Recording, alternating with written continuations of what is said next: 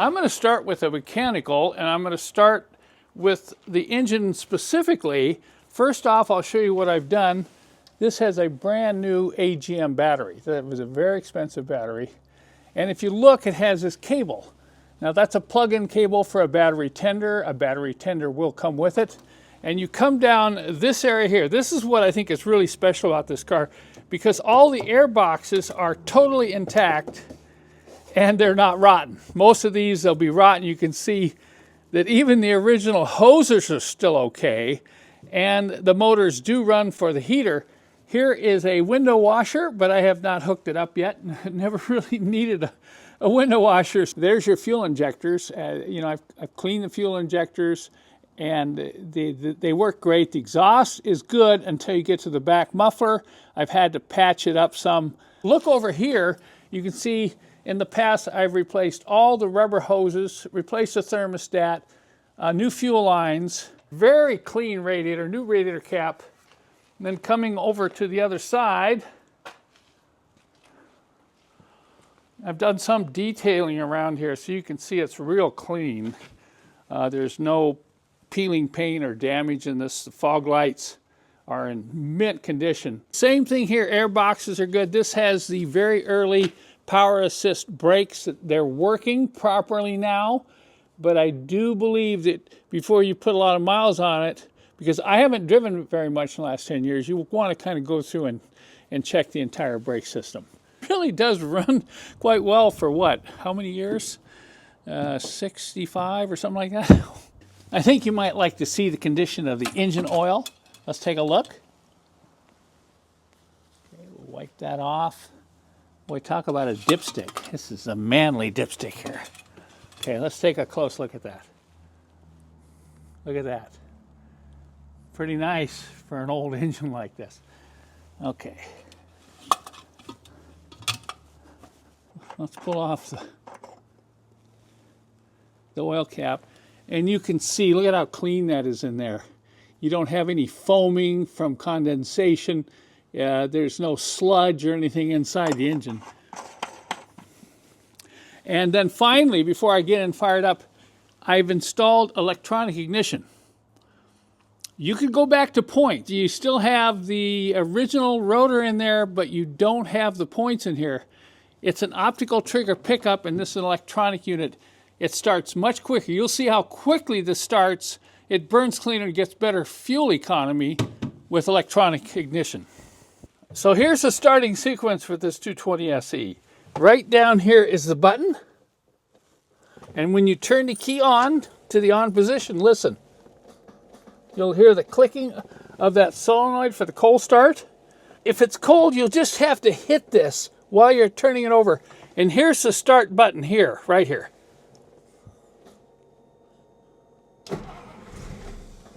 All right, see, it tells you it's a little rich there. So we don't need the start button on this next try.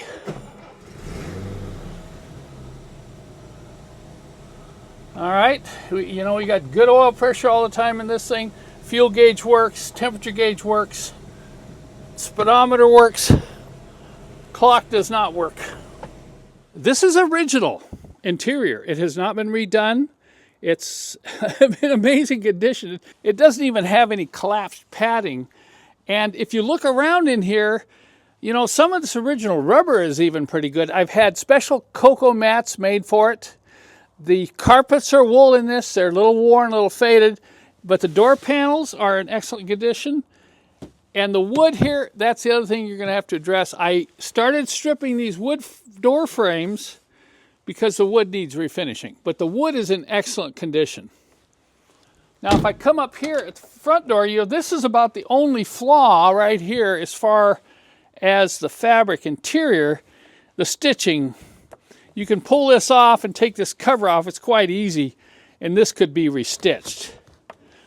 Take a look at the dash. You see the dash it depends on how particular you want to be. You see where it's at the top edge there, the old varnish or whatever they use is kind of curled up.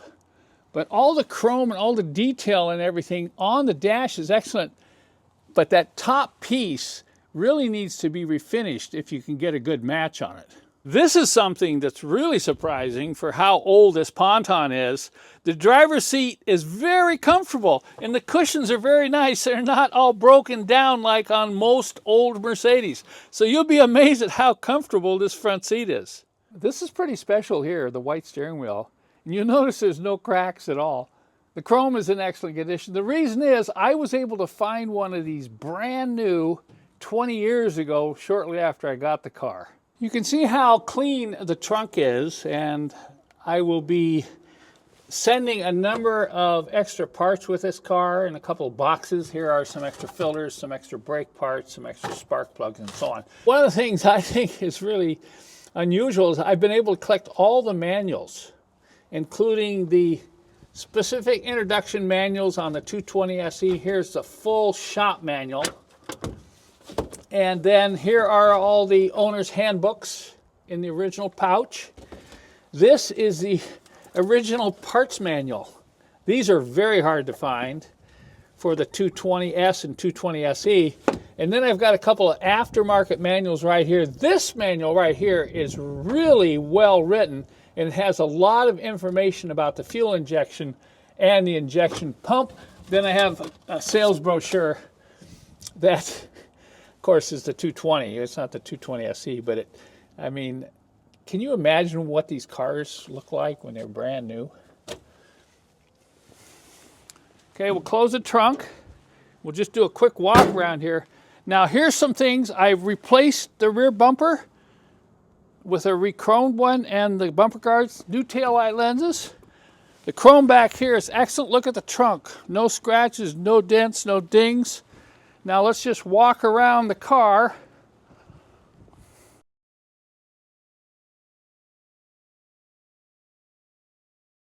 There's just a slight little crease here.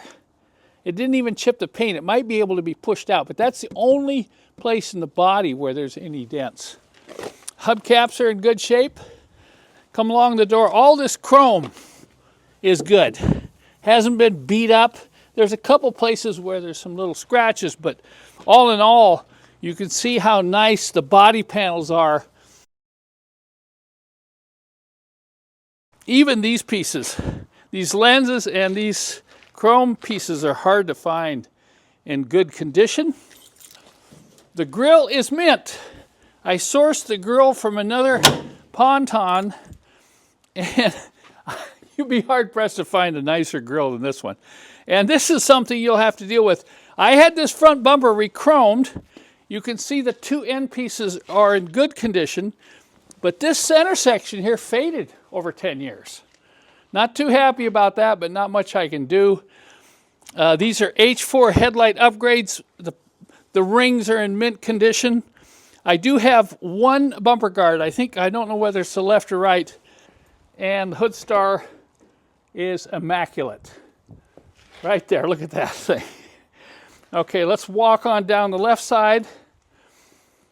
One of the hubcaps, I think it's this one, has a couple little teeny dents in it, but you hardly even notice that. You probably wouldn't even notice that if I didn't point it out. And you come down the driver's side. No door dings. No scratches in the paint. I did replace the outside door handles. They weren't re-chromed, but I found some really good ones off a 220.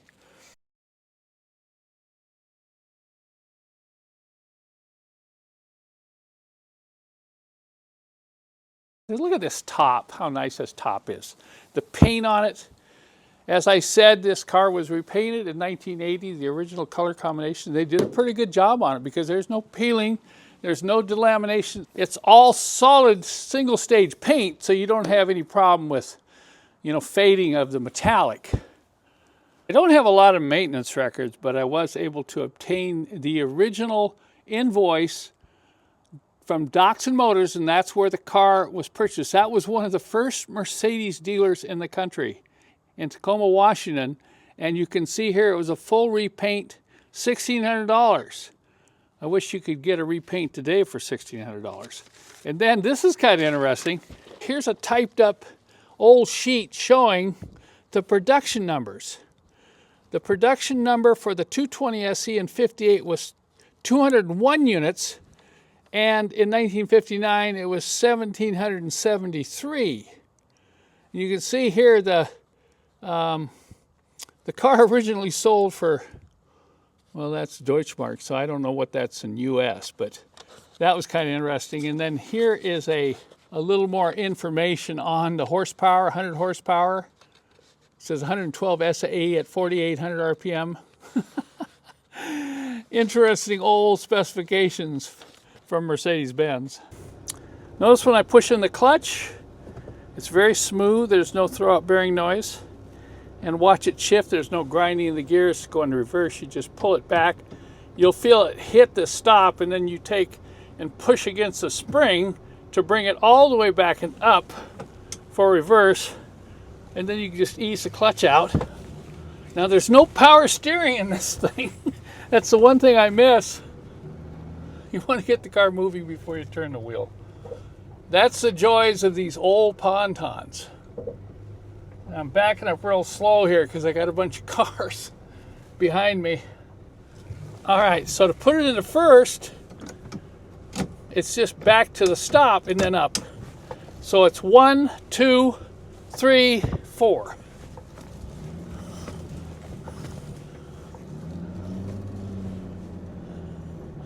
And notice no chatter on the clutch, just real smooth. I'm not going to take it out on the road here because I don't have any insurance on it, but I'll go ahead and shift through the gears.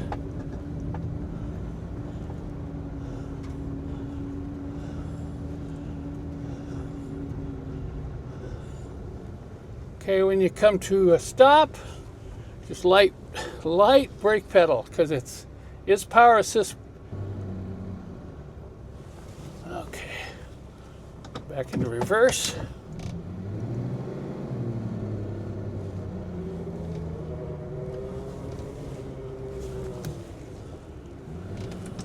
Into first.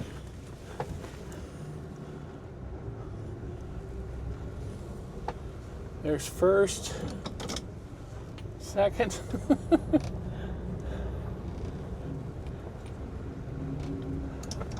third, and fourth. After it warms up to 180 degrees, look at how stable the instruments are. Good oil pressure, good solid temperature right at 180. Fuel gauge works. Now you see the idle settle down and the acceleration is not gonna pop. If it pops, it's a little too lean. You see how smooth that runs?